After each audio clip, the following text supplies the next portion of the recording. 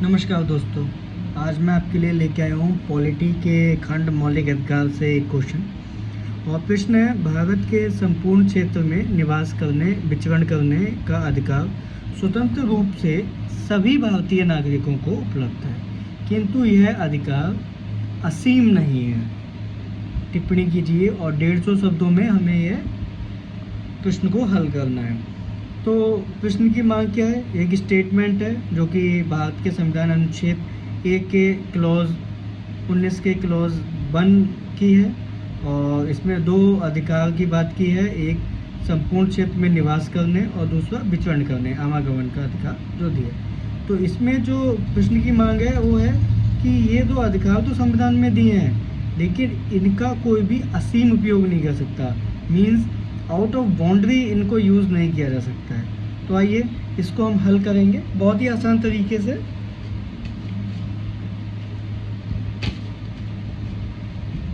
चलिए मेरे साथ लिखना स्टार्ट कीजिए। तो सबसे पहले हम प्रश्न की जो स्टेटमेंट है उसको थोड़ा डिफाइन करेंगे, थोड़ा डेफिनेट और करेंगे, थोड़ा सा उसको और अच्छे से करके लिखेंगे। तो चलिए स्टार्ट करते हैं। भारत के संविधान के अनुच्छेद 19 क्लॉज 1 यानी क्लॉज 8 में यह अधिकार सभी भारतीय नागरिकों, सभी भारतीय नागरिकों को प्रदान किए गए हैं, प्रदान किए गए। यह महत्वपूर्ण मौलिक अधिकार हैं, मौलिक अधिकार हैं। अब दोनों मौलिक अधिकार को लिखते हैं क्या? तो सबसे पहले अनुच्छेद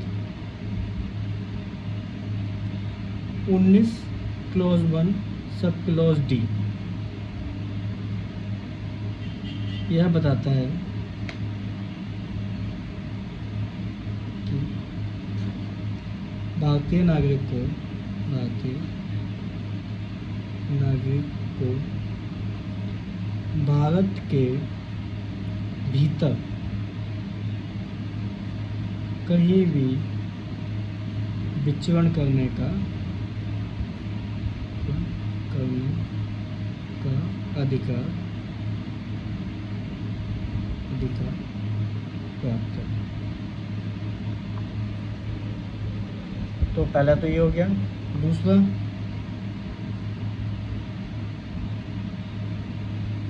अनुच्छेद 19 क्लॉज 1 क्लॉज सी यह बताता है कि भारतीय नागरिक को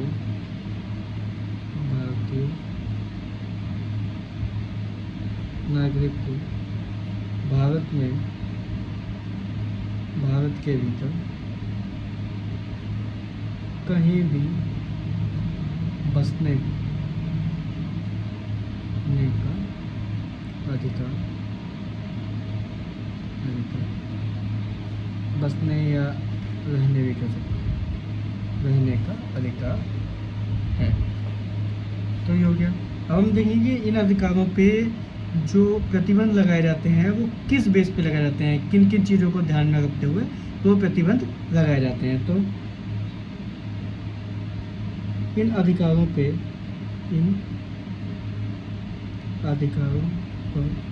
सरकार दो चीज़ों को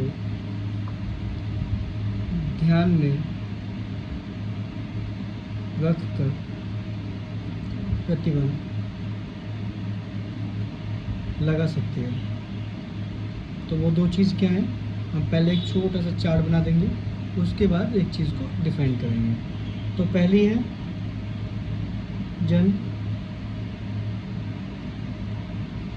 जातियों के हितों की रक्षा। दूसरा है सार्वजनिक स्वास्थ्य के तहत। ये दो दो रीज़न है या दो कारण हैं जिनके तहत सरकार इन मौलिक अधिकारों को निलंबित कर सकती है। तो आइए इन दोनों को थोड़ा सा एक्सप्लेन करते हैं। तो पहला है जन जातियों के हितों की रक्षा। तो यह क्या कहता है? तो संविधान की अनुसूची 5वीं और 6ठी अनुसूची में अनुसूचित जनजातियों के हितों की रक्षा करने के लिए भूमि के हस्तांतरण एवं आवंटन के प्रावधान दिए गए हैं। इन प्रावधानों को देखते हुए इन प्रावधानों के तहत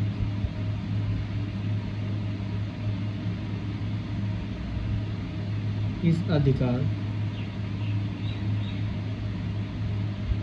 को सीमित किया जा सकता है। अधिकार को सीमित किया जा सकता है। पहला कारण तो यह हो गया। दूसरा स्वास्थ्य, सार्वजनिक स्वास्थ्य। अब आप सबने देखा होगा कि जब 2019 में कोविड-19 आया तो 2020 में मोदी जी ने लॉकडाउन लगाया और उस लॉकडाउन में आपको कहीं भी बाहर जाने की अनुमति नहीं थी।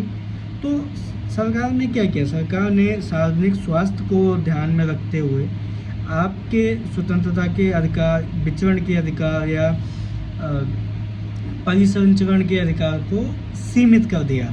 आपको बोला गया कि आप जहाँ भी जा सकते हैं, कोई एक आदमी जा सकता है, राशन की दुकान तक जा सकता है, सिर्फ उससे ज़्यादा आप कहीं नहीं जा सकते हैं। तो अब हम यही लिखेंगे। तो इसको हम थोड़ा सा एक अच्छी लैंग्वेज में लिखेंगे। इसकी शुरुआत करेंगे। उत्तर प्रदेश राज्य बनाम कौशल्या। 1963 का केस है ये। केस में सर्वोच्च न्यायालय ने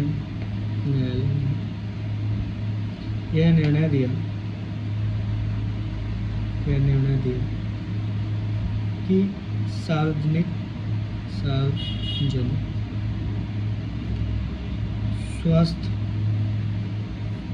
स्वास्थ्य के आधार पर तथा सार्वजनिक नैतिकता के आधार पर इस अधिकार को सीमित किया जा सकता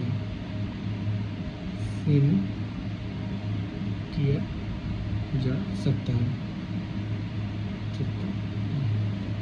जैसे 2020 में कोविड महामारी को देखते हुए, महामारी को ध्यान में रखते हुए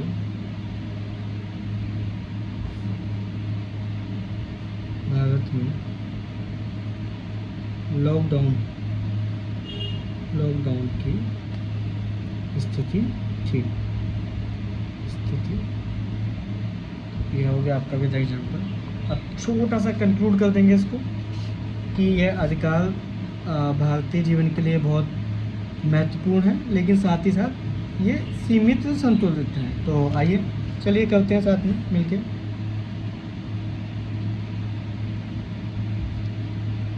इस तरह संविधान निर्माताओं तथा सर्वोच्च न्यायालय ने